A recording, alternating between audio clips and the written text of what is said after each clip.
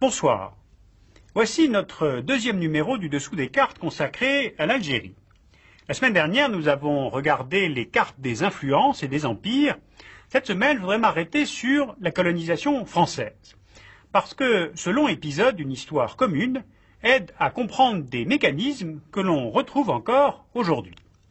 Pour préparer cette lecture du territoire algérien, nous avons fait appel à des étudiants de géographie en licence à l'université d'Angers. Et grâce à leur travail, vous allez constater que l'on peut lire beaucoup de choses dans l'analyse du sol. Les premiers occupants du territoire algérien, ce sont les Berbères. Ils ont occupé ce sol avant les passages phéniciens, romains, arabes bien sûr, puis les Turcs ottomans, jusqu'à il y a 160 ans. Puis arrivent les Français le 4 juillet 1830. On voit sur la carte le premier point de débarquement à Alger. Tout à l'heure, en fin d'émission, je vous raconterai les raisons diplomatiques de ce mouvement militaire. Entre 1830 et 1835, la France occupe la côte sans difficulté. Le chef du corps expéditionnaire, le général Bugeaud, installe militaires et commerçants à Oran, Mostaganem, Alger, Médéa, Béjaïa, Bonn. Face aux Français, installés donc principalement dans les ports, on trouve une résistance qui se fédère autour de l'émir des tribus arabes, Abdelkader. Il gère environ les 2/3 de l'Algérie de l'époque, plus vers l'intérieur. On va donc avoir pendant plusieurs années deux États qui évoluent comme parallèlement. La France, qui en fait se substitue aux positions et à la domination ottomane, et l'émir Abdelkader, qui renforce son État fondé sur les principes coraniques. Et les deux logiques vont finir par s'opposer. Celle de la France, qui ne rencontre pas sur le terrain de vraies oppositions militaires, mais qui n'a pas non plus de vraies directives politiques depuis Paris. Et puis la logique de l'émir Abdelkader, qui lui a grandi dans une culture nationaliste, anti-ottomane, qui symbolise l'affirmation d'une nation algérienne, et qui donc se voit conduit, pour des mobiles qui sont à la fois et nationaux et religieux, à appeler les musulmans à la guerre sainte pour chasser les chrétiens du sol algérien. Entre les deux camps, ou plutôt entre les deux États, la guerre éclate en 1840 et va durer jusqu'en 1847, ce qui est long. Car en fait, la nette supériorité technique des militaires français est mise en échec par la mobilité, la connaissance du terrain des troupes d'Abdelkader. Celui-ci finalement est vaincu en 1847 et la progression territoriale de la France se poursuit alors, plus franchement, vers le sud. Donc l'Algérie est conquise, mais elle n'est pas soumise. La France fait face à une succession de révoltes, 1864, 1870, 1871, et cela n'empêche pas du tout des centaines de villages français de se créer de toutes pièces sur la côte ou près de la côte. Avec les cartes, on voit bien la progression de la présence des Français de 20 ans en 20 ans. 1846, 1866, 1886, 1906. L'idée coloniale, elle est simple au départ. La France prend les terres pour ses colons en fonction de 3 critères. Que les terres soient bonnes, qu'elles soient bien arrosées par les pluies et qu'elles soient proches de la côte.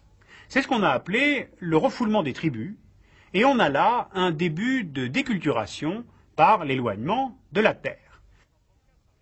En 1934, par exemple, quand on regarde les statistiques de l'époque, on voit que les colons représentent 2% de la population en Algérie, alors qu'ils possèdent le quart des terres cultivées. Les terres incultes, les terres sèches ou sans propriétaire sont laissées aux indigènes, comme on les appelle à l'époque, et cela contraint souvent les populations arabes à s'insurger, on l'a vu, ou bien à partir pour la France. Et peu à peu, en fait, on va avoir deux conceptions de l'économie, donc deux conceptions du territoire, qui vont s'opposer, l'une l'emportant très nettement sur l'autre. J'attire votre attention sur ce phénomène, car l'air de rien, c'est là où commence à s'écrire l'histoire des tensions, des conflits d'aujourd'hui. Car cette préemption des bonnes terres modifie l'organisation économique du pays et à terme modifie les mentalités, à cause des schémas de développement que cela va induire. Les Algériens sont des paysans tournés vers la terre, qui pratiquent au XIXe siècle une agriculture traditionnelle, avec des cultures vivrières le long de la côte, expédiées vers l'intérieur du pays. Puis dans les hautes plaines, ils pratiquent l'élevage du mouton et la culture du blé. Les liens culturels et commerciaux sont dirigés vers le désert. On voit là les oasis dattières, les points d'escale, des caravanes. Le nomadisme est commercialement et culturellement important, car les mouvements sont orientés vers le sud. Le pays est en relation avec le Sahara, c'est-à-dire avec l'Afrique. De l'autre côté, avec l'arrivée des colons français, se développe une agriculture de production le long de la côte, orientée vers les ports et destinée à l'exportation vers la France. Ce qui fait qu'au fil des décennies, et c'est là où je voulais en venir, l'espace algérien se tourne peu à peu vers le nord, car peu à peu tout va en effet se concentrer sur le littoral, les ports, les routes, les commerces, les richesses. Les colons, mais aussi les populations algériennes, se regroupent sur les côtes, et d'ailleurs c'est bien logique, puisque c'est là où l'activité économique est la plus dynamique. Voilà donc une question qui est liée à un aménagement du territoire non anticipé. Pour s'être ainsi tourné vers le nord et la mer, on a une Algérie et des Algériens qui se coupent peu à peu de leur culture nomade, saharienne, africaine. À cette réorganisation économique correspond une réorganisation administrative et une volonté politique. On voit sur cette carte les 3 départements que la France découpe en Algérie. À partir de 1881, cette Algérie départementalisée est intégrée à la France. Tout est géré par la capitale, Paris. L'Algérie, c'est donc bien la France, et d'importants efforts d'infrastructure et de modernisation de la production sont d'ailleurs réalisés par la métropole. Les villes grandissent, Oran, Constantine, Alger.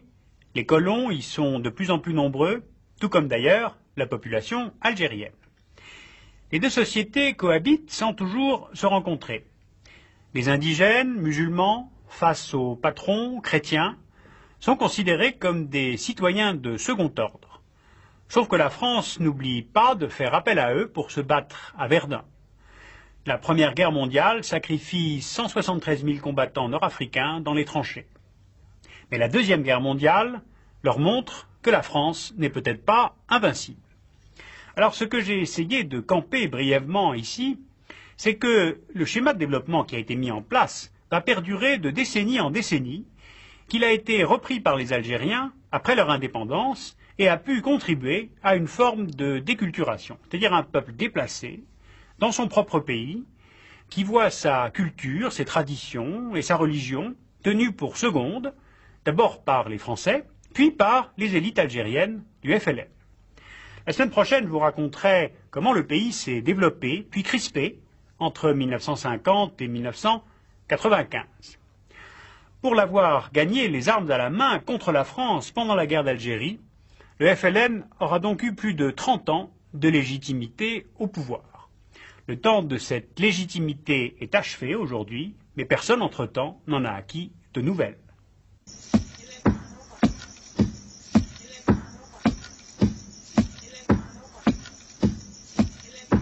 Pourquoi donc la France était-elle intervenue en Algérie? Eh bien, à l'origine, à cause de cet instrument-là.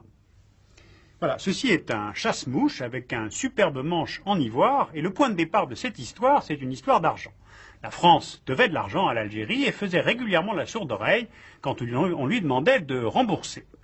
Une altercation orale entre le consul de France, Pierre Deval, et le dey d'Alger, le vieux Hussein, s'est terminée par un coup de chasse-mouche sur la face du consul français.